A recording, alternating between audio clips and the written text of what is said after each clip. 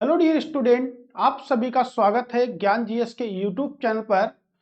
तो देखिएगा, जैसा कि आप सभी लोगों को पता है कि प्रैक्टिस सेट की श्रृंखला, प्रैक्टिस सेट की सीरीज लगातार आपके समक्ष प्रस्तुत हो रही है। और ये सीरीज जब तक हमारी चलती रहेगी, जब तक कि हमारे पेपर नहीं हो जाता है। तो जब तक आपका पेपर नहीं होता है तब तक आपके लिए डेली शाम के 7 बजे एक क्लास आपको मिलने वाली है, जो आपके लिए बेहद इंपॉर्टेंट साबित हो रही है। और इसी प्रकार के प्रश्न आ रहे हैं। इसमें उन सभी प्रश्नों को मिक्सिंग किया गया है, जैसे कि जितने भी प्रीवियस ईयर प्रश्न पूछे जा रहे हैं उन सभी प्रश्नों को भी इसमें रखा गया है। तो चलिए आज हम फिर से बात करते हैं और एक श्रृंखला आपके लिए और स्टार्ट है। उसका क्लास 2 हो चुके हैं, उसके लिए क्लास यानी कि एक भौतिक विज्ञान का केमिस्ट्री यानी कि फिजिक्स और भौतिक विज्ञान और आपके केमिस्ट्री और रसायन विज्ञान का क्लास भी उसके लिए हो चुका है। तो देखिएगा, बायोलॉजी का क्लास बहुत ही जल्द आपके सामने प्रस्तुत कर दिया जाएगा। इधर हमारा प्रैक्टिस सेट से सीरीज चल रही है, उधर हमारे चैप्टर वाइज जो अभी तक प्रीवियस ईयर पूछे गए हैं उन पर हमने बात की है। तो आपके लिए कुछ टाइम के बाद में दो दो क्लासें मिलने वाली हैं। तो दो दो क्लासें आपके लिए बेहद इंपॉर्टेंट साबित हो जाएंगी, ठीक है। तो चलिए, पहला प्रश्न है, हमने अंतिम प्रश्न से आपका क्वेश्चन भी बनाया था कि बुंदेलखंड, देखिएगा इसमें भी आपके बुंदेलखंड है। और लास्ट क्वेश्चन जब हमने पूछा था तो हमने ये पूछा था बुंदेलखंड में कितने जिले आते हैं, आप बोले 7 जिले आते हैं। लेकिन आपसे मैंने 5 जिले बताए थे, 2 जिले मैंने आपसे पूछे थे। तो आप बताइएगा 2 जिलों के नाम क्या हैं, ठीक है। आप देखिएगा, उत्तर प्रदेश का प्रैक्टिस सेट है, तो उत्तर प्रदेश के क्वेश्चन से ही आज हमने शुरू किया है, ठीक है। उत्तर प्रदेश का कौन सा क्षेत्र आद्यकाल या कल्प की प्राचीनतम शैलों से निर्मित है? कौन सा क्षेत्र? शिवालिक, इसे हम कहेंगे हिमालय की नवीनतम चोटी कहते हैं। यानी कि नवीनतम चोटी है आपके किसकी? हिमालय की नवीनतम चोटी है आपके। या हम कह सकते हैं जो हिमालय का सबसे बाहरी हिस्सा है उसे हम शिवालिक के नाम से जानते हैं। किस नाम से जानते हैं? उसे हम शिवालिक के नाम से जानते हैं, जो हिमालय का सबसे बाहरी हिस्सा है। विंध्याचल हो गया, रोहलखंड हो गया, बुंदेलखंड हो गया। तो आद्य कल्प की प्राचीनतम शैलों से कौन सा निर्मित है? आपका बुंदेलखंड निर्मित है। कौन सा निर्मित है? आपका बुंदेलखंड आपका निर्मित है। याद रखिए, कौन सा? बुंदेलखंड। अब मैंने आपको बताया था कि बुंदेलखंड में कितने जिले आपके आते हैं। तो अगर मैं बात करूं बुंदेलखंड में उत्तर प्रदेश के कितने जिले आते हैं, तो आपसे प्रश्न ये भी पूछा जा सकता है कि भाई कौन सा जिला है जो बुंदेलखंड क्षेत्र में नहीं आता है? कौन सा जिला है जो आपके बुंदेलखंड क्षेत्र में नहीं आता है? तो देखिएगा कौन कौन से जिले हैं आपके। अगर मैं बात यहां से करूं तो देखिएगा, झांसी आपके बुंदेलखंड क्षेत्र में आता है। झांसी के बाद अगर मैं बात करूं जालौन, तो जालौन भी आपके बुंदेलखंड क्षेत्र में आता है, ठीक है। फिर देखिएगा ललितपुर हो गया हमारा, ठीक है। उसके बाद अगर हम बात करें, महोबा आपके आता है, ठीक है। सातों के नाम आप लिख लीजिएगा क्योंकि ये वेरी वेरी मोस्ट इंपॉर्टेंट है आपके लिए। बांदा हो गया हमारे पास में, एक आपका हमीरपुर पड़ता है, हमीरपुर। और फिर आपका चित्रकूट, फिर क्या होता है? आपका चित्रकूट होता है। तो देखिएगा 7 जिले आपके आते हैं। 7 जिले किसके अंतर्गत आते हैं? तो 7 जिले आपके जिसके अंतर्गत आते हैं उसे हम कहते हैं बुंदेलखंड। किस नाम से जानते हैं? उसे हम बुंदेलखंड के नाम से जानते हैं।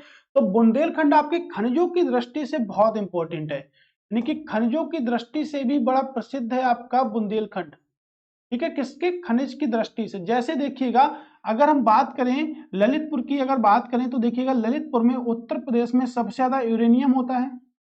तो सबसे ज्यादा यूरेनियम कहां पर होता है? उत्तर प्रदेश में ललितपुर में होता है। यूरेनियम भारत में सबसे ज्यादा कहां पर होता है? तो भारत में सबसे ज्यादा होता है आपके झारखंड में। और भारत के बाद उसके बाद सबसे ज्यादा कहां पर होता है? विश्व में सबसे ज्यादा कहां पर होता है यूरेनियम का उत्पादन? तो यूरेनियम का उत्पादन विश्व में सबसे ज्यादा कजाकिस्तान में होता है। कहां पर होता है? कजाकिस्तान में होता है। एक एक पॉइंट आपका मैं क्लियर कर दूंगा, ठीक है। यूरेनियम को किस नाम से जानते हैं? पीला केक यानी कि एलो केक के नाम से जानते हैं यूरेनियम को। एलो केक के नाम से जानते हैं, ठीक है। किस केक से जानते हैं? एलो केक यानी कि पीला केक के नाम से जानते हैं। और सबसे जबरदस्त है तो 92U235, ये सबसे अच्छा समस्थानिक है। ये सबसे अच्छा समस्थानिक है। परमाणु क्रमांक कितना होता है? परमाणु क्रमांक 92 आपका होता है यूरेनियम का, ठीक है। अब देखिएगा, महोबा की अगर बात करेंगे तो पान अनुसंधान संस्थान आपके कहां पर है? महोबा में है। उत्तर प्रदेश का इंपॉर्टेंट प्रश्न है। पान अनुसंधान संस्थान भी आपके कहां पर है? महोबा में। ठीक है। बांदा में देखिएगा, बांदा में एक आपका शहर पड़ता है जिसे हम कहते हैं कालिंजर। क्या कहते हैं? कालिंजर। तो आप बता सकते हो कालिंजर में किसकी मृत्यु हुई थी? ये पेपर में प्रश्न पूछा जाता है कि भाई कालिंजर कहां पर है, तो कालिंजर आपके बांदा में है। कालिंजर में किसकी मृत्यु हुई थी? शेरशाह सूरी की मृत्यु हुई थी 1545 में। शेरशाह सूरी की मृत्यु हुई थी 1545 में। लेकिन मृत्यु तो उत्तर प्रदेश कालिंजर में हुई थी 1545 में, लेकिन मकबरा कहां बना शेरशाह सूरी का? तो मकबरा बना सासाराम बिहार में। शेरशाह सूरी का मकबरा कहां बना? सासाराम बिहार में शेरशाह सूरी का मकबरा बना था। ठीक है, तो शेरशाह सूरी का मकबरा आपके सासाराम बिहार में बना था। अब देखिएगा, बहुत सारे आपके डिस्ट्रिक्ट हैं जहां से आपके बुंदेलखंड प्रसिद्ध है खनिजों के लिए सबसे ज्यादा। भारत में खनिजों का पठार किसे कहते हैं? तो छोटा नागपुर के पठार को खनिजों का रूर कहते हैं, खनिजों की दृष्टि से बहुत प्रसिद्ध है। तो ऐसे ही आप लोग याद रखिएगा। अब चित्रकूट की अगर हम बात करेंगे तो चित्रकूट में उत्तर प्रदेश का पहला विकलांग विश्वविद्यालय कहां पर बनाया गया? चित्रकूट में उत्तर प्रदेश का पहला विकलांग विश्वविद्यालय बनाया गया था। ठीक है, तो इतनी बात आप याद रखिएगा। प्रश्न इंपॉर्टेंट है और बहुत ज्यादा इंपॉर्टेंट है। ठीक है, चलिए नेक्स्ट प्रश्न पे बात करेंगे। सूर सरोवर रामसर स्थल के संदर्भ में कौन से कथन सही हैं? सही पूछेगा या गलत पूछेगा? तो यहां पर क्या पूछा हमसे? सही कथन पूछे हैं। ठीक है, देखिएगा, रामसर स्थल, अगर रामसर स्थल की बात करें, ठीक है, रामसर स्थल की अगर बात करें यहां से, एक बात तो संबंधित आपको समझ में आती होगी कि रामसर स्थल किससे संबंधित है? आर्द्र भूमियों के संरक्षण से। तो प्रश्न ये भी पूछा जा सकता है कि रामसर स्थल किससे संबंधित है? तो हम कह सकते हैं रामसर स्थल आर्द्र भूमि के संरक्षण से संबंधित है। किससे संबंधित है? आर्द्र भूमि के संरक्षण से आपके रामसर स्थल संबंधित है।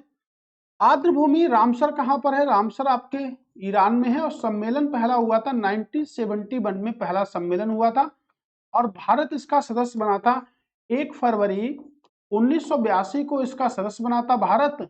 याद रखिएगा, पॉइंट टू पॉइंट याद रखिएगा, भारत 1 फरवरी 1982 को इसका सदस्य बना था और 2 फरवरी को हम बनाते हैं विश्व आर्द्र भूमि दिवस। कौन सा दिवस बनाते हैं? विश्व आर्द्र भूमि दिवस बनाते हैं हम 2 फरवरी को। ठीक है, वेटलैंड दिवस हम बनाते हैं। अब देखिएगा, सबसे ज्यादा स्थल आपके कहां पर है? तो सबसे ज्यादा स्थल आपके तमिलनाडु में है आर्द्र भूमि से संबंधित। तो तमिलनाडु में कितने स्थल हैं? तो तमिलनाडु में हम कह सकते हैं 14 स्थल हैं। और उसके बाद कहां पर है? तो उसके बाद आपके यूपी में है। यूपी में कितने स्थल हैं? आपके 10 स्थल हैं। तो यूपी में रामसर के कितने स्थल हैं? 10 स्थल हैं। तो यूपी में रामसर के आपके 10 स्थल हैं। और अगर बात हम करें कि भाई तमिलनाडु में कितने हैं, तो तमिलनाडु में 14 हैं। ओवरऑल अगर हम बात करें कि ओवरऑल कितने हैं रामसर स्थल, तो अभी तो आपके कितने हैं? 75 रामसर स्थल हैं। तो आपके लिए होमवर्क ये है कि भाई उत्तर प्रदेश में रामसर स्थलों की संख्या 10 है, वो 10 स्थल कौन कौन से हैं आपके। ठीक है, पहली बात तो आपको ये आ गई। ठीक, उसके बाद देखिएगा, प्रश्न है कि जो सूर सरोवर है आपका रामसर स्थल, ये कहां पर है? तो सूर सरोवर रामसर स्थल आखिर है कहां? उत्तर प्रदेश के लखीमपुर खीरी, खीरी नहीं होगा, खीरी होगा, लेकिन ये यहां पर है ही नहीं, तो ये गलत कर दिया। कहां पर है? आपके आगरा में। कहां पर है? आपके आगरा में। अगर आपको आगरा ठीक लग रहा है तो देखिएगा, पहला तो आपका गलत हो गया, पहला गलत हो गया, दोनों वाला तो सही नहीं होगा। अब चेक करिएगा, यह मानव निर्मित जलाशय है, तो बिल्कुल जलाशय है, यानी कि केवल 2 सही है, आपका पहला वाला गलत है। ऑप्शन क्या होगा? ऑप्शन होगा केवल 2 सही है। ठीक, इसको याद रखिएगा, सबसे ज्यादा प्रश्न पूछे जाते हैं इससे। ठीक है, होमवर्क क्या है? 10 रामसर स्थलों को कॉपी पे लिखना। ठीक है, भारत के कुल भौगोलिक क्षेत्रफल में उत्तर प्रदेश का कितना भौगोलिक क्षेत्रफल है? देखिएगा, होमवर्क से चूकना नहीं है। इंटर तक हम होमवर्क अच्छे से करते थे, अब हमारे होमवर्क की रिस्पॉन्सिबिलिटी समाप्त हो गई है, इसलिए अपनी जिंदगी में पीछे हो गए हैं। तो कृपया करके भाई होमवर्क जरूर करिएगा। जो आपको होमवर्क मिल रहा है उसको कमेंट्स में भी बताइएगा कि इतने रामसर स्थल मैंने बताए हैं आपको। ठीक है, 10 रामसर स्थल चाहिए, क्योंकि उत्तर प्रदेश के पेपर में पूछा जाएगा निम्नलिखित में से कौन सा रामसर स्थल आपके नहीं है। ऐसा प्रश्न पूछा गया तो हमें 10 के 10 रामसर स्थल याद होने चाहिए, किस वर्ष वो स्थापित किए गए, ये सभी आपको याद होने चाहिए। ठीक है, तो चलते हैं नेक्स्ट प्रश्न की ओर। देखिएगा, होमवर्क नहीं छोड़ना, होमवर्क हमारी कमजोरी बन गई है। ठीक है, कि हमने छोड़ दिया, होमवर्क हम करते नहीं है, इसलिए हमसे क्वेश्चन आगे हो नहीं पाते हैं। ठीक है, भारत के कुल भौगोलिक क्षेत्रफल में उत्तर प्रदेश का कितना प्रतिशत भौगोलिक क्षेत्रफल है? शायद ये प्रश्न मैंने कई बार आपको बताया होगा, तो मैं देखता हूं। देखो, भारत का क्षेत्रफल अगर बात करेंगे, ठीक है, भारत का क्षेत्रफल बात करेंगे 32,87,263 किलोमीटर स्क्वायर, राइट। अगर उत्तर प्रदेश के क्षेत्रफल की बात करेंगे, ठीक है, यूपी के क्षेत्रफल की बात करेंगे तो 2,40,928, 2,40,928 किलोमीटर स्क्वायर यहाँ पर भी हम लिख सकते हैं और किलोमीटर स्क्वायर हम यहाँ पर भी लिख सकते हैं। तो प्रश्न ये है कि भाई इसका इससे कितना प्रतिशत है? ठीक है, तो इससे अगर बात करें, अब देखिएगा, विश्व होगा एक हमारे पास में, एक हमारे पास में क्या होगा, भारत होगा, और एक हमारे पास में वो स्टेट होगा जिसमें हम रहते हैं या जिसके बारे में हमारे पूछा गया है। मान लीजिएगा यूपी के पेपर के लिए पढ़ रहे हैं, तो ये यूपी की बात हम कर लेते हैं। किसकी बात कर लेते हैं? यूपी की बात कर लेते हैं। अब तीन चीजें हमारे पास में, यानी कि भारत की तुलना हम विश्व से करेंगे और स्टेट की तुलना हम किससे करेंगे? भारत से करेंगे। अब देखिएगा, अगर पूछा जाए विश्व के अनुसार भारत का क्षेत्रफल कितना है, तो विश्व के अनुसार भारत का क्षेत्रफल आपका कितना है? ठीक है, 17.5। सही बोले क्या? ठीक है, विश्व के अनुसार भारत का क्षेत्रफल कितना है? 2.4%। आंखें खोल लो सभी लोग, इसलिए मैंने लिखा 17.5 का भी मैं कमाल दिखाने वाला हूं आपको, परेशान मत होइएगा। ठीक है, अब देखिएगा कि कितना है आपके, ठीक है, 2.4%, यानी कि विश्व के अनुसार भारत का क्षेत्रफल कितना है, तो विश्व के अनुसार भारत का क्षेत्रफल 2.4% है, और भारत के अनुसार उत्तर प्रदेश का क्षेत्रफल कितना है, तो 7.33% है। 7.33% है। आंसर तो निकाल दिया, लास्ट ईयर पूछा गया प्रश्न भी था। ठीक है, आंसर तो मैंने निकाल दिया इसका। अब आते हैं, अगले बढ़ते हैं, अब देखते हैं। तो ये आपके क्षेत्रफल का हो गया, किसका हो गया? क्षेत्रफल का हो गया। अब थोड़ा सा जनसंख्या के बारे में भी पूछ लेते हैं, और 17.5 का भी कमाल देख लेते हैं कि विश्व के अनुसार भारत की जनसंख्या कितनी है। अकॉर्डिंग ऑफ वर्ल्ड, इंडिया की पॉपुलेशन कितनी है? 17.5%, यानी कि विश्व के अनुसार भारत का जो जनसंख्या प्रतिशत है वो 17.5% है, और भारत के अनुसार उत्तर प्रदेश का जनसंख्या प्रतिशत कितना है? तो 16.5% है।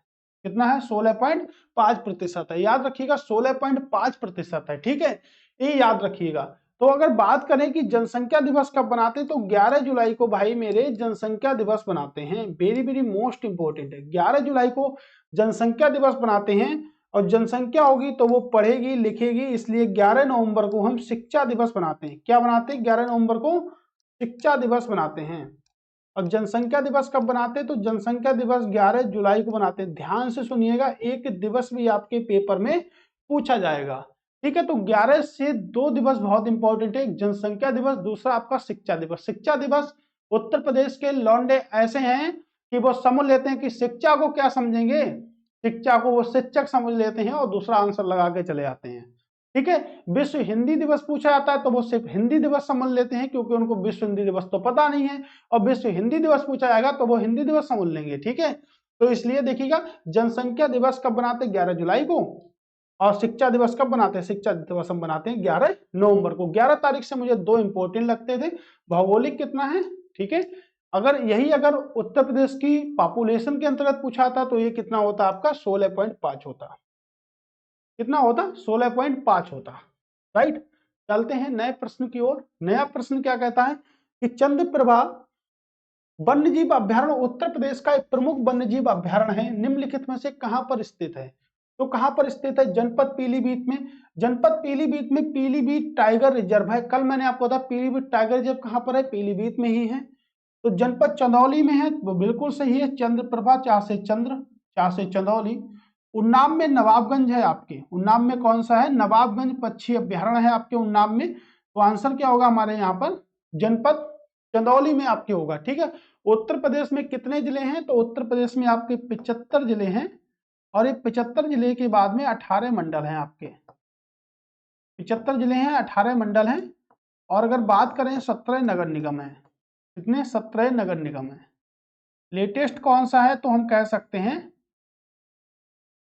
लेटेस्ट आपका कौन सा है? लेटेस्ट आपके शाहजहांपुर में है।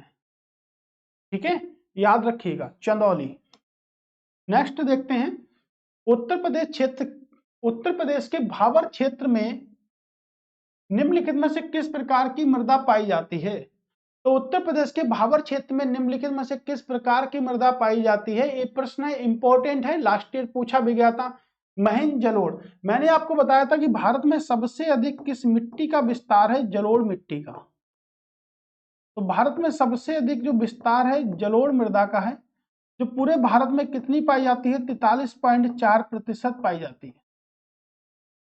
ठीक है, अब देखिएगा विश्व मृदा दिवस कब बनाते हैं? तो विश्व मृदा दिवस हम बनाते हैं 5 दिसंबर को। कितने को बनाते हैं? 5 दिसंबर को विश्व मृदा दिवस बनाते हैं। दलदली, कंकरीली अथवा पथरीली या भूर, तो कैसी मिट्टी है आपके? ठीक है, भाबर क्षेत्रों में जो मिट्टी पाई जाती है वो आपकी कंकड़ वाली मिट्टी पाई जाती है, पत्थरों वाली मिट्टी पाई जाती है। ऑप्शन आपका जो सबसे बड़ा आंसर है वही आपका आंसर होगा। ठीक है, याद रखिएगा, कुछ ऐसा लॉजिक है नहीं, सिर्फ बताने के लिए था। ठीक है, कि भाई है तुक्का भी लगा सकते हैं, अगर पक्का नहीं पता तो तुक्का लगा सकते हैं। हाल ही में ग्लोबल वेल्थ कॉन्फ्रेंस 2023 का आयोजन किस देश में किया गया? ग्लोबल वेल्थ कॉन्फ्रेंस 2023 का आयोजन कहां पर किया गया? यूके में किया गया, संयुक्त राज्य अमेरिका में किया गया, या कहीं इटली में या जर्मनी में? भाई प्रश्न इंपॉर्टेंट है। यूके को हम बोल सकते हैं, आपके कई सारे नामों से जान सकते हैं। पेपर में इंग्लैंड भी लिख के आ सकता है, पेपर में यूनाइटेड किंगडम भी लिख के आ सकता है, आपके यूनाइटेड किंगडम भी लिखे आ सकता है, और आपके लंदन भी लिखे आ सकता है। ये कई सारे नाम हैं, क्योंकि यही आंसर भी है इसलिए बता सकते हैं आपको। संयुक्त राज्य अमेरिका की वाशिंगटन कैपिटल है। ठीक है, क्या है? वाशिंगटन कैपिटल है। इटली की रोम है और जर्मनी की आपकी क्या है? बर्लिन कैपिटल है। तो देखिएगा इटली में आपके विश्व खाद्य संगठन का मुख्यालय, विश्व खाद्य संगठन का मुख्यालय है आपके कहां पर? इटली में। बहुत इंपॉर्टेंट है। विश्व खाद्य दिवस कब बनाते हैं? तो विश्व खाद्य दिवस 16 अक्टूबर को बनाते हैं।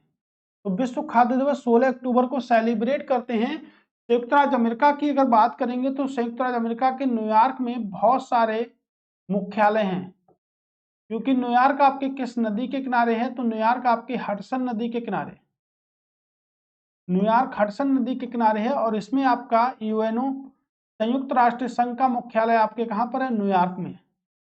कैपिटल क्या है संयुक्त राज्य अमेरिका की? वाशिंगटन डीसी कैपिटल है। डीसी का मतलब होता है district of Columbia, district of Columbia. Italy की कैपिटल है आपके रोम। जर्मनी की कैपिटल है आपके Berlin. Very very most important है, सबकी कैपिटल करेंसी आपको याद होनी चाहिए। मैंने आपको बोला है कि कैपिटल करेंसी याद करते रहिएगा, पेपर के टाइम तक कैपिटल करेंसी आपको अच्छी तरह से याद हो जाएगी। ठीक है, चलते हैं नेक्स्ट प्रश्न पर। क्या कहता है कि 21वीं सदी की आर्थिक साझेदारी हेतु अंटार्कटिका घोषणा किन दो देशों के द्वारा की गई? तो अंटार्कटिका घोषणा किन दो देशों के द्वारा की गई? देखिएगा विश्व का सबसे बड़ा महासागर है आपका प्रशांत महासागर, उसके बाद आपका अटलांटिक महासागर है। कौन सा महासागर है आपका? अटलांटिक। तो विश्व का सबसे बड़ा महासागर है आपका प्रशांत महासागर, उसके बाद आपका अटलांटिक महासागर, और तीसरा सबसे बड़ा महासागर आपके हिंद महासागर, हिंद महासागर आपका। ठीक है, तो ये देखिएगा क्षेत्रफल में सबसे बड़े महासागर है। टोटल कितने महासागर होते हैं? टोटल हमारे 5 महासागर होते हैं, 1, 2 और 3। ये सबसे बड़े महासागर हैं, और इसी में एक पत्र दे रखा है कि अटलांटिक घोषणा किन दो देशों के द्वारा की गई थी? किन दो देशों के द्वारा की गई थी? यूएसए व जर्मनी के मध्य, बिल्कुल गलत। यूएसए व यूके, यूएसए व ताइवान, जर्मनी व ऑस्ट्रेलिया। यानी कि बात अगर करेंगे तो यूएसए व यूके के मध्य की गई थी। ठीक है, यूएसए व यूके के मध्य की गई थी। और देखिएगा ऑस्ट्रेलिया की कैपिटल क्या है, बहुत इंपॉर्टेंट है, कैनबरा। सबसे छोटा महाद्वीप है ऑस्ट्रेलिया। मुद्रा है आपके डॉलर, क्या चलती है, ऑस्ट्रेलियाई डॉलर चलता है। ठीक है, याद रखिएगा इसमें। ओके, चलते हैं नेक्स्ट प्रश्न पर चलते हैं। प्रश्न नंबर 7, जून 2023 में भारतीय रिजर्व बैंक का एक उप कार्यालय कहां खोला गया?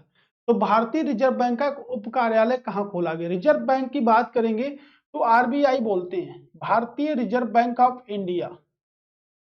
ठीक है, देखिएगा 1935 में स्थापना हुई थी।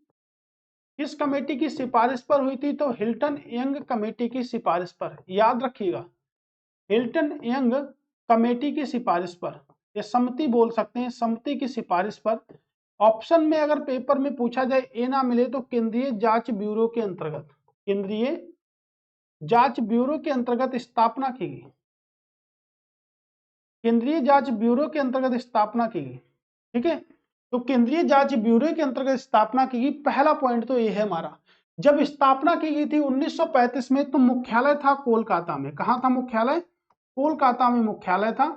1937 में मुख्यालय उठाकर कर दिया गया बंबई में, यानी कि 2 वर्षों के बाद मुख्यालय का चेंज कर दिया गया, स्थानांतरित कर दिया गया। कहां? बंबई में। अब मुख्यालय कहां पर है? अब मुख्यालय आपके बंबई में है। ठीक है, अगर और भी हम पॉइंट यहां से देखें तो हम देख सकते हैं कि भाई जो मुख्यालय है बंबई में, बंबई की स्थापना किसने करी? गेरोल्ड अंगियार ने। पूछा जा सकता है आपके मैचिंग करने के लिए, भारत के सबसे बड़े शहर। ठीक है, किसने स्थापना करी? गेरोल्ड अंगियार ने करी। और अगर कोलकाता की बात करें तो कोलकाता की स्थापना जॉब चार्नक ने की। कोलकाता की स्थापना जॉब चार्नक ने की थी। तो कोलकाता की स्थापना जॉब चार्नक ने की थी, और इसकी स्थापना आपके किसने की है? गेरोल्ड अंगियार ने की है। ठीक है, बंबई, एक प्रश्न पूछा गया था लास्ट ईयर यूपी पुलिस के पेपर में कि बंबई किसे उपहार में मिला था? तो कैथरीन से विवाह करने के उपलक्ष्य में, यानी कि पुर्तगालियों ने उपहार में दिया था किसको? चार्ल्स द्वितीय को। और चार्ल्स द्वितीय तो बड़ा नालायक था, इसने 10 पाउंड के किराए पर किसको दे दिया? ब्रिटिश को दे दिया। तो कैथरीन से शादी करने के उपलक्ष्य में इसे बंबई मिला था कि भैया ले लो कि बंबई तो हमारा घर है। कैथरीन से विवाह करने के उपलक्ष्य में कि भाई विवाह कर लो तुम कैथरीन से, हम तुम्हें बंबई दे देंगे। तो देखिएगा पुर्तगालियों का पूरी तरह से कब्जा था किस पर? बंबई पर। 1510 के बाद उनसे गोवा छीन लिया गया, और गोवा पर कभी वो कब्जा नहीं कर पाए बाद में। यानी कि प्रश्न पूछा गया था वास्को डी गामा सिटी कहां पर है? तो वास्को डी गामा गोवा की सबसे बड़ी सिटी है। ठीक है, तो चार्ल्स द्वितीय, याद रखिएगा किसको? चार्ल्स द्वितीय को उपहार में दिया गया था बम्बई। ठीक है, तो प्रश्न है कि रिजर्व बैंक ने अपनी हाल ही में शाखा कहां पर खोली है 2023 में? तो शाखा खोली है भैया उसने कहां पर? कोहिमा में खोली है। कोहिमा कहां पर है आपके? ठीक है, नागालैंड की कैपिटल क्या है आपके? कोहिमा। तो नागालैंड में अभी हाल ही में उसने अपनी शाखा खोली है, नागालैंड में। ठीक है, आगरा की स्थापना किसने करी? तो आगरा तो उत्तर प्रदेश में है, पता होना चाहिए। स्थापना किसने करी? सिकंदर लोदी ने। क्यों करी? क्योंकि जाटों से बचने के लिए। कहाँ के? भरतपुर से जाटों के बचने के लिए। तो राजस्थान में पड़ता है भरतपुर, और आगरा और मथुरा उत्तर प्रदेश के 2 ऐसे शहर हैं जिनकी सीमा राजस्थान से लगती है। ठीक है, दिसपुर कहां पर है? तो दिसपुर कैपिटल है आपके असम में। कहाँ की कैपिटल है? असम के। ठीक है, याद रखिए दिसपुर कहाँ की कैपिटल है? असम की। ठीक है, एक पॉइंट और है यहां से कि मतलब आरबीआई का राष्ट्रीयकरण कब किया गया? तो 1949 में आरबीआई का राष्ट्रीयकरण कर दिया गया और केंद्रीय बैंक बन गया। ठीक है, याद रखिएगा। 16 महाजनपदों से संबंधित राजधानी तक्षशिला थी। तो राजधानी तक्षशिला किसकी थी? तक्षशिला अब तो पाकिस्तान में पहुंच गया है, उस टाइम 16 महाजनपद थे। तो 16 महाजनपदों का विवरण 2 ग्रंथों में मिलता है। एक को कहते हैं बौद्ध ग्रंथ, और एक को कहते हैं जैन ग्रंथ। प्रश्न ये भी बन सकता है, एक को कहते हैं बौद्ध ग्रंथ और एक को कहते हैं जैन ग्रंथ। तो कई बार बना है कि किस जैन ग्रंथ में 16 महाजनपदों का उल्लेख मिलता है?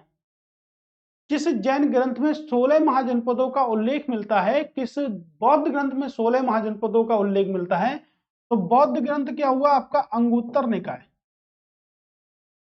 बौद्ध ग्रंथ क्या है आपका? अंगुत्तर निकाय आपका बौद्ध ग्रंथ है। और भगवती सूत्र, देखिएगा भगवती सूत्र जो है वो आपका जैन ग्रंथ है। कितने महाजनपद हैं आपके? 16 महाजनपद हैं। ठीक है, कितने महाजनपद हैं आपके? 16 महाजनपद हैं। भाई 16 महाजनपदों की जानकारी मिलती है हमें दो ग्रंथों में, एक तो अंगुत्तर निकाय में और दूसरा किसको आपके, दूसरा आपके भगवती सूत्र में हमको जानकारी मिलती है। राइट, तो भगवती सूत्र में हमको जानकारी मिलती है। जैसे देखिए कौशल राज्य किसकी राजधानी थी? तो मैं कह सकता हूँ श्रीवस्ती की राजधानी थी। श्रावस्ती। उत्तर प्रदेश की सबसे कम साक्षरता कहां पर है? आपकी श्रावस्ती में है। और बुद्ध ने सबसे ज्यादा उपदेश किस शहर में दिए थे? तो श्रावस्ती में बुद्ध ने सबसे ज्यादा उपदेश दिए थे। ठीक है, और बात अगर करें सबसे पहला उपदेश कहां दिया? तो सारनाथ में दिया था पहला उपदेश। कुरु की बात करेंगे तो देखिएगा इंद्रप्रस्थ की कैपिटल थी। कहां पर आपके? इंद्रप्रस्थ की कैपिटल थी। ठीक है, बज्जी की बात करेंगे तो मिथिला की कैपिटल थी। ठीक है, गांधार की बात करेंगे तो आपके तक्षशिला की कैपिटल थी। तो इस प्रकार आप 16 महाजनपदों को याद कर लीजिएगा, या जो आपसे प्यार में पूछे जाए उनको भी आप याद कर लीजिएगा। ठीक है, जैसे बात करें मगध, मगध की कैपिटल क्या थी? तो मगध की कैपिटल की बात करेंगे राजगृह। राजगृह या गिरिब्रज कैपिटल थी? राजगृह या गिरिब्रज कैपिटल थी। ठीक है, और अगर बात करेंगे यहां से कि सूरसेन किसकी कैपिटल थी? देखिएगा इंपॉर्टेंट बता रहा हूं मैं, इंपॉर्टेंट, सूरसेन बहुत ही इंपॉर्टेंट थी, मथुरा की कैपिटल थी। सूरसेन किसकी थी? आपकी मथुरा की कैपिटल थी। भाई दो मुझे बहुत इंपॉर्टेंट है। ठीक है, चंपा क्या था? चंपा अंग की कैपिटल थी। तो ऐसे आप याद कर लीजिएगा 16 महाजनपदों को, जो आपके लिए वेरी वेरी मोस्ट इंपॉर्टेंट बनेंगे। ठीक है, वेरी वेरी मोस्ट इंपॉर्टेंट बनेंगे, तो इनको याद कर लीजिएगा 16 महाजनपदों का टॉपिक्स को। ठीक है, चलते हैं अब अगले प्रश्न पर चलते हैं कि गुजरात में झील, गुजरात में झील वस्तुतः एक कृत्रिम जलाशय है जो मौर्य के शासनकाल के दौरान बनाई गई थी। तो किसने बनवाई थी ये झील? ठीक है, पुष्कर ने, लोनार, लोकटक या सुदर्शन झील। तो यहां पर उसे झील का नाम लिखना है जो बनवाई गई थी मौर्य शासन काल के दौरान। देखिए लोनार आपके महाराष्ट्र में है, पुष्कर आपके राजस्थान में है, और लोकटक आपके मणिपुर में है, और ये आपके सुदर्शन झील कहां पर है? ये आपके गुजरात में है। तो पहले तो हम यहीं पे लगा लेते हैं कि गुजरात में है। कहां पर है? गुजरात में है। तो देखिएगा दो व्यक्ति ने बनवाई थी ये झील। पहले तो मौर्य शासन काल के दौरान बनवाई थी चंद्रगुप्त मौर्य ने। किसने बनवाई थी? चंद्रगुप्त मौर्य ने। अकाल जब पड़ा था तब, तो चंद्रगुप्त मौर्य ने बनवाई थी। ठीक है, और चंद्रगुप्त मौर्य का जो मंत्री था पुष्प गुप्त वैश्य ने इसका निर्माण कराया था। ठीक है, पुष्प गुप्त वैश्य ने कराया था। उसके बाद अशोक का जब शासनकाल आता है तो अशोक के शासनकाल में ये क्षतिग्रस्त हो जाती है, यानी कि टूट जाती है, बेकार हो जाती है, तो इसको फिर से निर्माण कराया जाता है। तो दोनों के गवर्नर ने इसका निर्माण कराया था।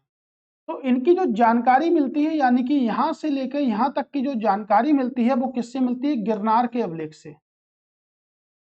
गिरनार का अभिलेख बोले या जूनागढ़ का अभिलेख बोले, इससे जानकारी मिलती है कि सुदर्शन झील बनी थी। तो हम कह सकते हैं कि गिरनार का अभिलेख जो है वो आपके कहां पर है? गुजरात में है। गुजरात के किस शहर में है? तो हम कह सकते हैं सौराष्ट्र में। कहां पर है? आपके सौराष्ट्र में। तो एक अभिलेख ऐसा भी है जिससे दो राजाओं की जानकारी मिलती है, उसे हम कहते हैं गिरनार का अभिलेख। कौन सा अभिलेख कहते हैं? गिरनार का अभिलेख कहते हैं। याद रखिएगा अकाल के समय बनवाई गई थी। चंद्रगुप्त मौर्य का मकबरा एकमात्र ऐसा शासक जिसका मकबरा लकड़ी से बना हुआ है। कहां पर है इसका मकबरा? पाटलिपुत्र में है। कहां पर है भाई? पाटलिपुत्र में है आपके चंद्रगुप्त मौर्य, जो कि मौर्य वंश का संस्थापक था। चंद्रगुप्त मौर्य जिसने घनानंद की हत्या करने के बाद में अपनी सत्ता स्थापित करी और उसके नाम के आगे लगाया गया विजेता चंद्रगुप्त मौर्य। ठीक है, पढ़ेंगे। देखिएगा सम्राट अशोक हर जगह प्रशासनिक बल में अगर आप जाते हो तो आपके कंधे पर, आपके कैप पर, आपके हर चीज पर, हर बेल्ट पर किसका फोटो होगा? अशोक चिन्ह। कहां से लिया? सारनाथ बॉर्डर इसी से हमने लिया है। तो अशोक, अब एक पॉइंट हिस्ट्री में बहुत गजब का बनता है कि अशोक महान थे या गांधी महान थे? अशोक महान थे या गांधी महान थे? या चंद्रगुप्त मौर्य महान था या अशोक महान थे? या सिकंदर महान थे। ऐसे बहुत सारे महान लोग हैं भारतीय इतिहास में।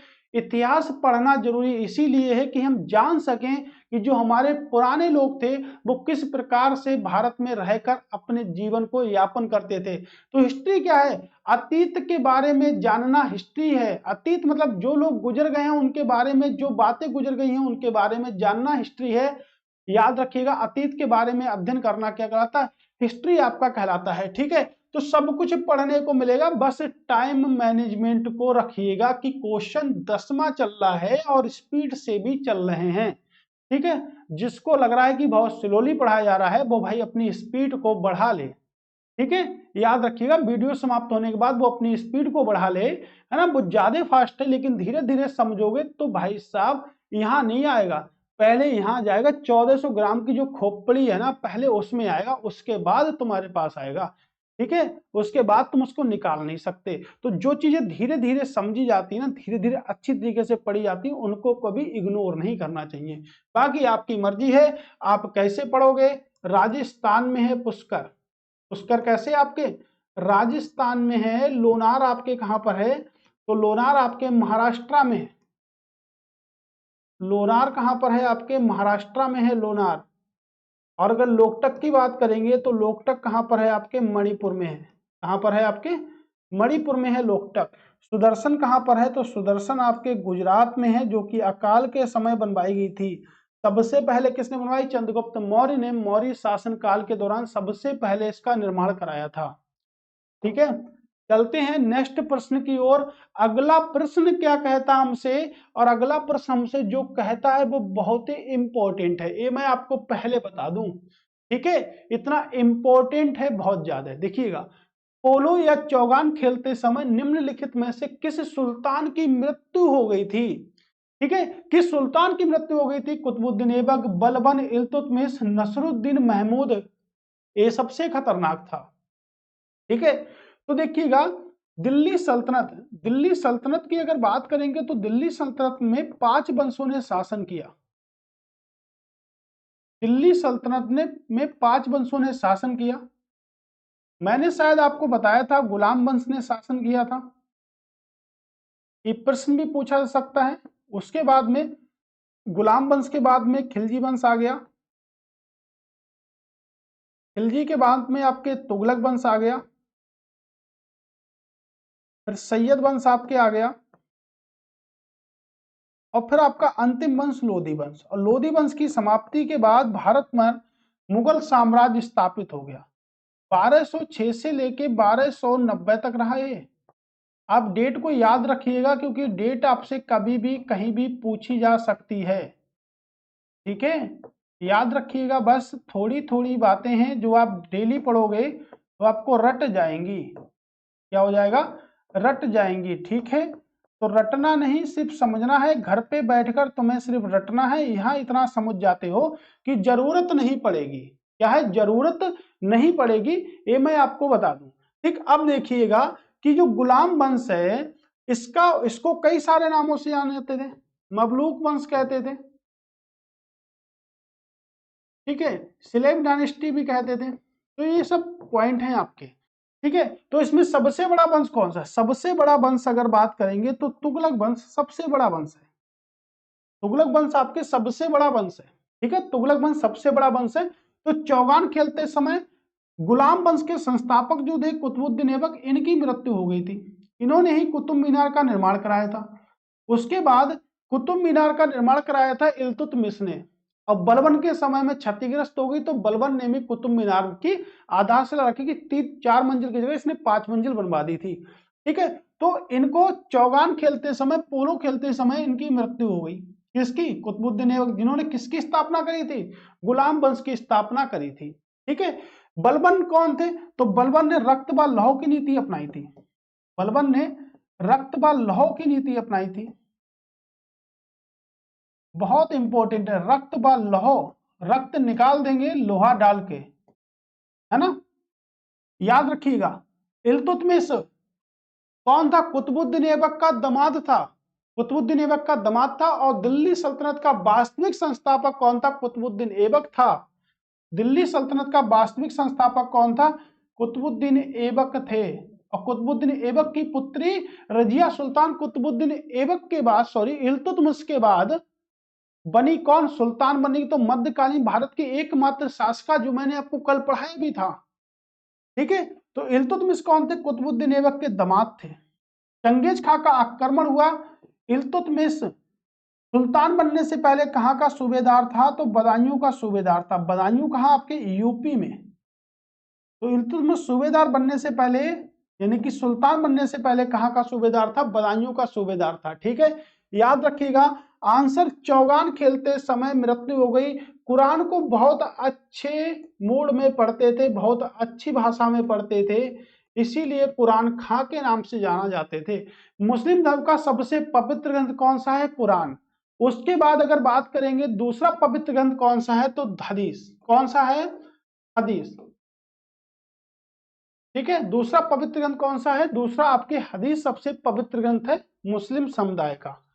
ठीक है, टीपू सुल्तान के शासन काल में अनेक राज्य, मैसूर की राजधानी क्या थी?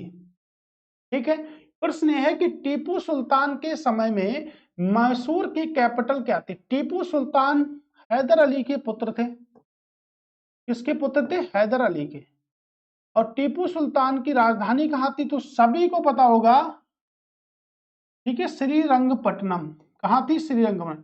टीपू सुल्तान की मृत्यु कब हुई? 1799 में। जब टीपू सुल्तान की मृत्यु हुई तो इस समय भारत में वायसराय कौन था? ठीक है, भारत में गवर्नर जनरल कौन था? लॉर्ड बेलेजली। लॉर्ड बेलेजली। लॉर्ड बेलेजली वहां पर क्या थे? गवर्नर थे, जिनका शासनकाल 1798 से लेकर 1805 तक चला। इन्होंने सायक संधि शुरू की। सायक संधि की शुरुआत करी इन्होंने, और पहला शासक जिसने सायक संधि स्वीकार करी उसे हैदराबाद के नाम से जानते हैं, यानी कि हैदराबाद पहला राज था। और दूसरा राज जो था वो क्या था? मैसूर। दूसरा राज क्या था? मैसूर। तो सायक संधि शुरू करने वाला पहला राज्य हैदराबाद, और दूसरा राज्य आपका कौन सा था? मैसूर दूसरा राज्य था। ठीक है, हैदराबाद ने कब स्वीकार कर ली? तो 1798 में कर ली। मैसूर ने 1799 में करी थी। ठीक है, तो भाई हैदर अली से कौन सा संबंधित है? आपके टीपू सुल्तान, और टीपू सुल्तान से रंगपट्टनम। संविधान सभा को भारतीय स्वतंत्रता अधिनियम 1947 की धारा के द्वारा मान्यता प्रदान की गई। तो ये प्रश्न आपको नया लग रहा होगा, लेकिन इंपॉर्टेंट बहुत है कि भारतीय संविधान को भारतीय स्वतंत्रता अधिनियम 1947 के द्वारा स्वतंत्रता प्रदान की गई। ये आपसे पूछ रहा है 62(12)(2) धारा 10(1) या 8(1) क्या होगा राइट आंसर? यूपीएसआई में ऐसा प्रश्न पूछा गया था, हो सकता है आपके पेपर में पूछ लिया जाए।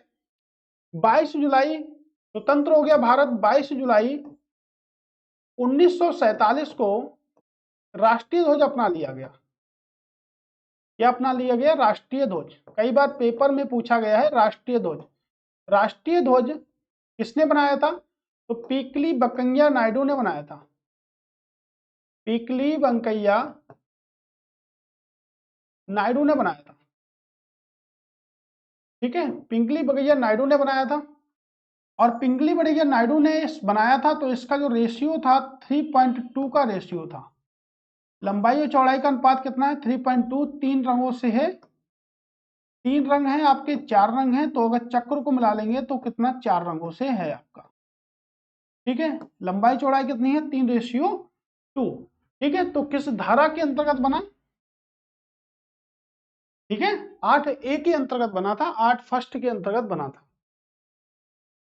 1919 में निम्नलिखित में से कौन सी घटना नहीं हुई थी? मैंने एक प्रैक्टिस सेट में आपको बताया था कि ये नोट कर लीजिएगा कि 1919 में कौन सी घटना नहीं हुई थी। ऐसे बहुत सारे प्रश्न पूछे जाएंगे। प्रश्न ये भी पूछा सकता कि सबसे पहले कौन सी घटना हुई थी 1919 में। देखिएगा, रोलेक्ट एक्ट पारित हुआ था। क्यों पारित हुआ था? बिना जुर्म बताए, बिना मुकदमा चलाए व्यक्ति को गिरफ्तार कर लिया जाता था। बिना मुकदमा चलाए व्यक्ति को गिरफ्तार कर लिया जाता था। 2 व्यक्तियों को गिरफ्तार कर लिया गया। किसे? सैफुद्दीन किचलू को और डॉक्टर सत्यपाल को गिरफ्तार कर लिया गया। इन दोनों के लिए एक सभा आयोजित की गई जिसे कहते हैं जलियांवाला बाग। अभी हत्याकांड नहीं था, जलियांवाला बाग में एक सभा आयोजित की गई। 13 अप्रैल को सैंडर्स ने क्या करी, गोली वहां पर चलवा दी, और गोली वहां पर चलवा दी तो क्या हो गया, पूरी तरह से हत्या हो गई और लोगों को मरवा दिया, यानी कि कई सारे लोग वहां पर मारे गए थे। ठीक है, तो उसके बाद क्या हुई, रोलेक्ट एक्ट के बाद 1919 में क्या हुआ, जलियांवाला बाग हत्याकांड हुआ। बंगाल का विभाजन 1905 में हुआ। कब हुआ, 5 में हुआ। और माउंटेन चेम्सफोर्ड अधिनियम की शुरुआत कब हुई, 1919 में हुई। 1919 में हुई। आंसर क्या होगा आपका, बंगाल का विभाजन। क्या होगा, बंगाल का विभाजन।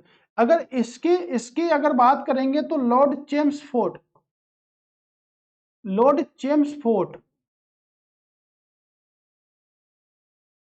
लॉर्ड चेम्सफोर्ड, क्या होगा, लॉर्ड चेम्सफोर्ड 1916 से लेकर 1921, 1916 से लेकर 1921 तक की क्या रहा, वायसराय रहे। और बंगाल के विभाजन के समय वायसराय कौन था, Lord Curzon. Lord Curzon Bengal के विभाजन के समय वायसराय थे। 1899 से लेकर 1905 तक वायसराय रहे। विश्वविद्यालय अधिनियम भी इन्हीं के समय में आया था। विश्वविद्यालय अधिनियम किसके समय में आया था, तो विश्वविद्यालय अधिनियम आपके इन्हीं के समय में आया था। किनके समय में आया था, लॉर्ड कर्जन के समय में। ठीक है, तो ये भी पूछा जा सकता है। तो भाई मार दी गोली और जलियांवाला बाग हत्याकांड हो गया, कहां हो गया, आपके अमृतसर में हो गया। कहां पर हो गया, आपके अमृतसर में हो गया। ठीक है, याद रखिएगा किसमें, अमृतसर में हो गया आपका जलियांवाला बाग हत्याकांड। भारत सरकार का कौन सा अधिकारी सदस्य ना होते हुए भी भारतीय संसद की कार्यवाही में भाग लेने का अधिकार रखता है। यानी कि भारत सरकार का कौन सा अधिकारी ऐसा है जो संसद का सदस्य नहीं होता, फिर भी वह राज्यसभा लोकसभा में भाग लेने का हकदार होता है, लेकिन मतदान नहीं कर सकता। उपराष्ट्रपति, भारत के उपराष्ट्रपति होंगे आर्टिकल नंबर 63 के अंतर्गत। किसके अंतर्गत, आर्टिकल नंबर 63 के अंतर्गत राष्ट्रपति का प्रावधान है। अटॉर्नी जनरल ऑफ इंडिया कल ही पढ़ाया था, आर्टिकल नंबर 76 के अंतर्गत। नियंत्रक व महालेखा परीक्षक आर्टिकल नंबर 148 के अंतर्गत। चुनाव आयुक्त भारतीय संविधान के भाग नंबर 15 में चुनाव आयुक्त है। निर्वाचन आयुक्त है, चुनाव आयुक्त है। तो ना होते हुए भी, यानी कि अटॉर्नी जनरल ऑफ इंडिया जो देश का सर्वोच्च कानून अधिकारी होता है, और राज्य का कानून अधिकारी राज्य का अधिवक्ता होता है, राज्य का कानून अधिकारी। ठीक है, याद रखिएगा। नेक्स्ट क्वेश्चन, आंदोलन रेड शर्ट के अगवा कौन थे। इतना कठिन बना दिया। यहां पर अगर छोटा सा पॉइंट लिख देते लाल कुर्ती, तो कोई दिक्कत थी इनको। लाल कुर्ती आंदोलन, क्या कहते हैं इसको, खिदमत, खिदमतगार आंदोलन भी कहते हैं। खिदमत गार आंदोलन भी कहा जाता है। ठीक है, तो खिदमतदार आंदोलन भी कहते हैं इसको हम। तो कौन थे संबंधित, मौलाना आजाद, मोहम्मद अली, खान अब्दुल गफ्फार खान। चुनवा दिया गया था इनको दीवार में, खान अब्दुल गफ्फार खान। ठीक है, अशफाक उल्लाह का काकोरी कांड से संबंधित थे। किससे, काकोरी कांड से संबंधित थे। निम्न में से कौन सी पहाड़ी असम राज्य में स्थित है। कौन सी पहाड़ी असम राज्य में स्थित है, इंपॉर्टेंट है। जवादी पहाड़ियां कहां पर हैं, आपके तमिलनाडु में है। कार्बी आपके कहां पर है, असम में, यही आपके असम में। सेवरा, यानी कि ये दो पहाड़ियां आपके कहां पर है, तमिलनाडु में। ठीक है, तमिलनाडु में। और अगर अरावली की बात करेंगे तो अरावली कहां पर है आपके, अरावली की पहाड़ियां आपके राजस्थान में स्थित है। कहां पर स्थित है, आपके राजस्थान में। तो अरावली की पहाड़ियां आपके राजस्थान में स्थित है। ठीक है, अब देखिएगा अरावली की पहाड़ियां आपके राजस्थान में स्थित है। अगर सर्वोच्च चोटी की बात करेंगे, अरावली पर्वत श्रृंखला की सबसे सर्वोच्च चोटी, तो माउंट आबू, क्या लिख सकते हैं इसको, माउंट आबू। ठीक है, माउंट आबू की बात हम कर सकते हैं, अरावली पर्वत श्रृंखला की सबसे ऊंची चोटी। और माउंट आबू की सबसे ऊंची चोटी गुरु शिखर। तो माउंट आबू की सबसे ऊंची चोटी आपकी क्या होगी? गुरु शिखर। ठीक है, याद रखिएगा, माउंट आबू की सबसे ऊंची चोटी आपकी क्या होगी? गुरु शिखर। तो क्या होगी? माउंट आबू। ठीक है, माउंट आबू की सबसे ऊंची चोटी आपकी गुरु शिखर होगी, राइट। इतनी बात याद रखिएगा। अरावली पर्वत श्रृंखला की बात करेंगे तो देखिएगा जितनी भी आपकी पर्वत, ये सब आपकी जो है आपके यहां से लेके चारों आपके ऑप्शन की अगर बात करें यहां से, तो देखिएगा ये सब आपके कौन से पर्वत हैं? तो ये सब आपके अपशिष्ट पर्वत श्रृंखला में आती है। किस पर्वत श्रृंखला में आपके आती है? अपशिष्ट पर्वत श्रृंखला में। यानी कि पर्वत हमारे पास में चार प्रकार के होते हैं। बलित पर्वत होते हैं, ज्वालामुखी पर्वत होते हैं, ब्लॉक पर्वत होते हैं और आपके अपशिष्ट पर्वत होते हैं। तो ये सब जितनी भी पहाड़ियां हैं ये सब आपके अपशिष्ट पर्वत श्रृंखला के अंतर्गत आती है। हिमालय आपके बलित पर्वत श्रृंखला के अंतर्गत आता है, यानी फोल्ड माउंटेन के अंतर्गत, बलित पर्वत श्रृंखला के अंतर्गत आता है। ठीक है, अरावली पर्वत के की पहाड़ियों पर एक मंदिर स्थित है जिसे कहते हैं दिलवाड़ा का जैन मंदिर। क्या कहते हैं इसे हम? दिलवाड़ा का जैन मंदिर, जो कि जैन धर्म के समुदाय विमल शाह ने बनवाया था। तो ठीक है, याद रखिएगा दिलवाड़ा का जैन मंदिर आपके यहाँ पर है। एक नेक्स्ट देखिएगा, राज्य की आय जो लोगों द्वारा बिना कानूनी उत्तराधिकारी के छोड़ी गई संपत्ति से उत्पन्न होती है क्या कहलाती है? ये देखिएगा, राज्य की आय इनकम जो लोगों द्वारा बिना कानूनी उत्तराधिकारी के लिए छोड़ी गई संपत्ति से उत्पन्न होती है क्या कहलाती है? यानी कि उत्तराधिकारी के छोड़ी गई संपत्ति से उत्पन्न होती है क्या कहलाती है? डेनोवा प्रदेश या राजगत्व या आपराधिक कार्य क्या कहलाता है? Option number C. ठीक है, नेक्स्ट क्वेश्चन, भारत में कर्मचारियों हेतु तो महंगाई भत्ता कौन तय करने का आधार है? यानी कि जो में कर्मचारी जो होते हैं भारत में जो नौकरियां करते हैं, जो कर्मचारियों हेतु महंगाई भत्ता तय कौन करता है? बहुत इंपॉर्टेंट क्वेश्चन है। एक क्वेश्चन मुझे उम्मीद है कि पेपर में आ सकता है आप लोगों के लिए, इसलिए वेरी वेरी मोस्ट इंपॉर्टेंट है। क्वेश्चन नंबर आपके 19 है, वेरी वेरी मोस्ट इंपॉर्टेंट है। ठीक है, याद रखिएगा कि भारत में महंगाई भत्ता, राष्ट्रीय आय, नेशनल इनकम तो नहीं करेगा, उपभोक्ता मूल्य सूचकांक जिसे सीपीआई बोलते हैं, सीपीआई बोलते हैं, तो आंसर आपका यही वाला सही है। आंसर आपका यही वाला सही है, बिल्कुल सही है ये वाला। ठीक है, ये वाला बिल्कुल सही है। रहन सहन कर तो कुछ होता ही नहीं है, मुद्रास्फीति की दर भी नहीं होती, ऑप्शन तो वैसे ही सब कट जाएंगे, लेकिन ऑप्शन आपका बी वाला सीपीआई, अगर शॉर्टकट में भी लिखा है तब भी आप लिख सकते हो सीपीआई। ठीक है, तो भारत में कर्मचारियों महंगाई भत्ता कौन तय करता है? सीपीआई करता है।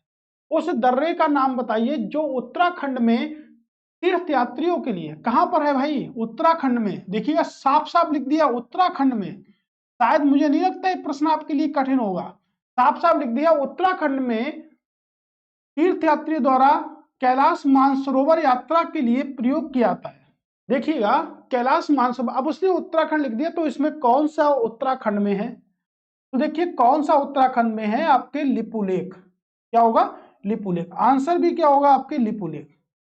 ठीक है, क्या आंसर होगा? आपके लिपुलेख आंसर होगा, राइट। जैसे नीति दर्रा हो गया, नीति कहां पर है? आपके उत्तराखंड में। माना कहां पर है? ये भी आपके उत्तराखंड में है। ठीक है, तो ये उत्तराखंड में है आपके। ठीक है, तो कैलाश मानसरोवर यात्रा के लिए दर्रा जो प्रयोग किया था उसे कहते हैं हम लिपुलेख। क्या कहते हैं? लिपुलेख के नाम से जानते हैं। और लिपुलेख बहुत ही फेमस दर्रा है आपके उत्तराखंड का, जो कि कैलाश मानसरोवर यात्रा के लिए प्रयोग किया जाता है। ठीक है, कैलाश पर्वत पे कौन रहते थे? शंकर जी रहते थे। निम्नलिखित में से कौन भारत में लेक डिस्ट्रिक्ट के रूप में जाना जाता है? यानी कि सबसे ज्यादा लेक मतलब होता है झील, झीलों का शहर किसे कहते हैं? यानी कि झीलों का जिला किसे कहते हैं? झीलों का जिला पूछा, झीलों का शहर नहीं पूछा है। ठीक है, झीलों का जिला किसे कहते हैं?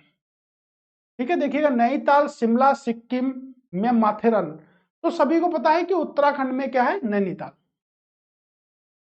क्या होगा आपका? नैनीताल होगा। राइट आंसर क्या होगा? नैनीताल। ठीक, राइट आंसर क्या होगा? नैनीताल आपका होगा। ठीक, नेक्स्ट क्वेश्चन, निम्नलिखित में से कौन सा चतुर्थ क्षेत्र में के अंतर्गत आता है? वेरी गुड क्वेश्चन, बेहतरीन क्वेश्चन। ठीक है, कौन चतुर्थ क्षेत्र के अंतर्गत आता है? देखिएगा अर्थव्यवस्था के अगर क्षेत्रों की बात करें तो अर्थव्यवस्था के क्षेत्र में अगर मैं बात करूं यहां से, तो कितने क्षेत्र आते हैं आपके? 3 क्षेत्र आते हैं वैसे तो ओवरऑल। प्राथमिक क्षेत्र, द्वितीय क्षेत्र और आपका तृतीय क्षेत्र, राइट। लेकिन अब इसमें चौथा क्षेत्र भी शामिल कर दिया गया, ठीक है। प्राथमिक क्षेत्र में आपके आता है, क्या आता है प्राथमिक क्षेत्र में, अगर मैं कहूं तो जैसे मछली पालन हो गया, खनन हो गया, एक कृषि संबंधित उपकरण आपके आते हैं, ठीक है। द्वितीय क्षेत्र में आपके विनिर्माण आते हैं, विनिर्माण आते हैं, और तृतीय क्षेत्र में आपके सेवा क्षेत्र आते हैं, जैसे होटल हो गया, व्यापार हो गया, परिवहन हो गया, बैंकिंग हो गई, पुलिस हो गई। तृतीय क्षेत्र में आते हैं। चतुर्थ क्षेत्र में आपके प्रौद्योगिकी आती है,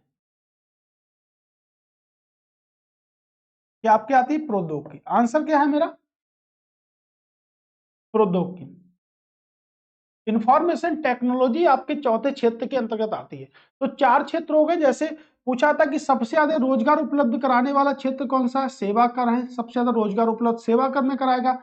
जैसे देखिएगा व्यापार हो गया, ठीक है, होटल हो गए आपके, पुलिस हो गई यानी कि जो हमारे लिए काम करेंगे, बैंकिंग हो गई, ठीक है, परिवहन हो गया आपका, ये सब क्या है तृतीय सेवा क्षेत्र है, ठीक है। तृतीय सबसे ज्यादा जो आपको रोजगार उपलब्ध कराते हैं वो यही आपके कराते हैं, सबसे ज्यादा रोजगार उपलब्ध भी, ठीक है। नेक्स्ट, ग्रीन बैंकिंग का तात्पर्य क्या है, ग्रीन बैंकिंग का अर्थ क्या है। तो ग्रीन बैंकिंग का अर्थ क्या है, ग्रीन बैंक क्या बैंक से ही संबंधित होगा। चलिएगा ऑप्शन क्यों रिमूव करते हैं। कृषि का वित्त पोषण करने वाले बैंक, तो कृषि का वित्त पोषण करने वाले जो बैंक है उसे हम कहते हैं नाबार्ड। कौन सा कहते हैं, नाबार्ड। ऋण देता है, वित्त पोषित करता है। 12 जुलाई 1982 को स्थापना हुई थी नाबार्ड की। मुख्यालय की बात करेंगे तो मुख्यालय आपके बंबई में है नाबार्ड का। किस समिति की सिफारिश पर स्थापना हुई थी, तो शिवरमन समिति की सिफारिश पर, शिवरमन कमेटी की सिफारिश पर स्थापना हुई थी, ठीक है, शिवरमन कमेटी की सिफारिश पर। सिंचाई परियोजना का वित्त पोषण करने वाले बैंक, ये भी गलत और ये भी गलत। किसानों को वित्त पोषित करने वाले बैंक, ये भी गलत। पर्यावरण संबंधी परियोजनाओं का वित्त पोषण करने वाले बैंक, तो भाई ग्रीन, ग्रीन क्लीन, ग्रीन और क्लीन किससे, पर्यावरण से संबंधित। पर्यावरण अधिनियम, पर्यावरण दिवस कब बनाते हैं, तो पर्यावरण दिवस बनाते हैं 5 जून को। और पर्यावरण संरक्षण अधिनियम कब आया था, 1986 में आया था। डेट मुझे लगता है इस बार आपके पेपर में पूछा जाएगा कि पर्यावरण संरक्षण अधिनियम किस डेट को लॉन्च किया गया था, तो 19 नवंबर 1986 को लॉन्च किया गया था, ठीक है, याद रखिएगा इस बात पर। नेक्स्ट क्वेश्चन, वह कौन सा अधिनियम था जिसने भारत में सत्ता ब्रिटिश ईस्ट इंडिया कंपनी से ब्रिटिश क्राउन के हाथों में स्थानांतरित कर दी। Good question, very very good question, important mark कर लो, आने वाला प्रश्न है, ठीक है। फिलहाल आने वाले तो प्रश्न सभी हैं, ठीक है, ये याद रखिएगा। कौन सा आंसर होगा, तो देखिएगा मैं अगर इसमें कहूं 1833, 1835, 1847, 1858, तो 1858 इसका राइट आंसर है, यानी कि पहला राइट आंसर क्या होगा, तो राइट आंसर हमारा होगा 1858, ठीक है। अब 1858 में बात करें तो लॉर्ड कैनिंग की, चलिए बात करते हैं। कौन था वायसराय, लॉर्ड कैनिंग। तो 1858 से, यानी कि 1856 से लेकर 1862 तक जो भारत के वायसराय थे वो कौन थे, लॉर्ड कैनिंग। भारत के प्रथम वायसराय रहे, कौन से, भारत के प्रथम वायसराय रहे आपके लॉर्ड कैनिंग। लॉर्ड कैनिंग के समय में सबसे पहले तो 1857 की क्रांति हुई थी, 1857 की क्रांति हुई थी लॉर्ड कैनिंग के समय में, ठीक। उसके बाद देखिएगा ये आपके आ गया भारत शासन अधिनियम। 1 नवंबर 1858 को इलाहाबाद को एक दिन के लिए भारत की राजधानी बनाया गया। तो इलाहाबाद को एक दिन के लिए भारत की राजधानी बनाया गया था। कब बनाया गया था, 1 नवंबर 1858 तक। 1 नवंबर 1858 को इलाहाबाद को एक दिन के लिए भारत की राजधानी जब बनाया गया तो वायसराय कौन था, लॉर्ड कैनिंग यहाँ पर वायसराय थे। कौन थे, लॉर्ड कैनिंग यहाँ पर क्या थे, वायसराय थे, ठीक है। अब उसके बाद आईपीसी लागू हो गई, इंडियन पैनल कोड भी आपके लागू हो गया 1 जनवरी से 1860 में। तब भी वायसराय कौन था, लॉर्ड कैनिंग थे, ठीक है। 1858 के अधिनियम को स्वतंत्रता का मैग्ना कार्टा कहा जाता है, स्वतंत्रता का मैग्ना कार्टा भी कहा जाता है। ठीक है, स्वतंत्रता का मैग्ना कार्टा, क्योंकि इस दिन से आप लोग आ गए। ठीक है, स्वतंत्रता का मैग्ना कार्टा भी कहा जाता है। तो इतनी बात याद रखिएगा, यही आपके लिए मोस्ट इंपोर्टेंट पॉइंट भी है। आंसर क्या होगा? ठीक है, ऑप्शन नंबर डी आपका। एक सुलभ मुद्रा वह है जिसमें अन्य मुद्राओं के सापेक्ष मूल्यों में अपेक्षा की जाती है स्थिरता की, बढ़ोतरी की, गतिशीलता की या कमी की। सुलभ मुद्रा वह है जिसमें कमी मिलेगी। क्या आंसर होगा? कमी। ठीक है, ओके, चलते हैं नेक्स्ट प्रश्न पर। भारतीय संविधान का अनुच्छेद 31C नीति निदेशक सिद्धांतों को प्रभावी करने के लिए कानून संरक्षण करता है, किससे संबंधित है? अगर ये प्रश्न तो आपको अच्छे से पता होगा कि किससे भाई मेरे संबंधित है। तो देखिए किससे संबंधित है। ठीक है, आपको पता है कि देखिएगा पहला ऑप्शन देखिए, भारतीय नागरिक के मौलिक अधिकार। मौलिक अधिकार आप सभी लोग जानते हो कि जो मौलिक अधिकार जो हमारे होते हैं वो किस आर्टिकल से किस आर्टिकल के अंतर्गत आते हैं? भाग 3, भाग 3 में आते हैं। किस आर्टिकल से किस आर्टिकल के अंतर्गत आते हैं? तो 12 से लेकर 35 के अंतर्गत आते हैं। 12 से लेकर 35 के अंतर्गत आते हैं। कितने हैं? पहले 7 थे, अब कितने हैं? 6 हैं। और 12 से 35 अगर आएगा तो 31C आपके कहां पर है बताइएगा? 31C आपके मूल अधिकारों में ही तो है। तो आंसर क्या होगा? मूल अधिकार। केंद्र सरकार किस भाग में है? तो केंद्र सरकार 6 भाग में है, और आपके सॉरी राज्य सरकार 6 भाग में है, केंद्र सरकार आपके भाग नंबर 5 में है। नीति निर्देशक तत्व आपके भाग नंबर 4 में है। नीति निर्देशक तत्व किस भाग में है? भाग नंबर 4 में है। और इनसे जो संबंधित हैं आपके 36 से 51। ठीक है, 36 से 51 आंसर क्या हुआ? ठीक है, संविधान की सीरीज को देख सकते हो आप लोग। यदि भारतीय रिजर्व बैंक नगद रिजर्व बैंक अनुपात को कम कर देती है तो क्या प्रभाव पड़ेगा? तो भाई क्या प्रभाव पड़ेगा? देखिएगा, प्रत्येक बैंक आर CRR रखती है, CRR। ठीक है, तो क्या प्रभाव पड़ेगा? सृजन, ऋण सृजन बढ़ेगा घटेगा? ऋण सृजन पर कोई प्रभाव नहीं पड़ेगा। ऋण सृजन पर कोई निश्चित प्रभाव नहीं पड़ेगा। देखिएगा, यदि रिजर्व बैंक ऑफ इंडिया नगद रिजर्व अनुपात कम कर देती है तो क्या पड़ेगा? ठीक है, सृजन बढ़ेगा। ऑप्शन क्या होगा? Option number A. Right answer क्या होगा? Option number A. निम्नलिखित में से किस राज्य का विधानमंडल द्विसदनीय है? किस राज्य का विधानमंडल द्विसदनीय है बताइएगा? तमिलनाडु, पंजाब, सिक्किम या आपके कर्नाटक? किसका है आपका दो सदनीय? किसका है? कर्नाटक का है। ठीक है, किसका है? आपके दो सदनीय आपका कर्नाटक का, यानी कि विधानसभा भी है और आपके विधान परिषद भी है। दो सदनीय आपका हो गया, विधानसभा भी है और विधान परिषद भी है। तो कितने राज्यों में है? कितने स्टेटों में आपके दोनों चीजें? जैसे उत्तर प्रदेश, बिहार, उत्तर प्रदेश बिहार में है, आंध्र प्रदेश में है आपके। ठीक है, आंध्र प्रदेश में हो गया। फिर आपके हो गया कर्नाटक, फिर आपके हो गया कर्नाटक। और अगर बात करें तेलंगाना, आपके 6 स्टेटों में है। कितने? 6 स्टेटों में। 5 मैंने आपको बता दिए, एक आपको कमेंट करना है।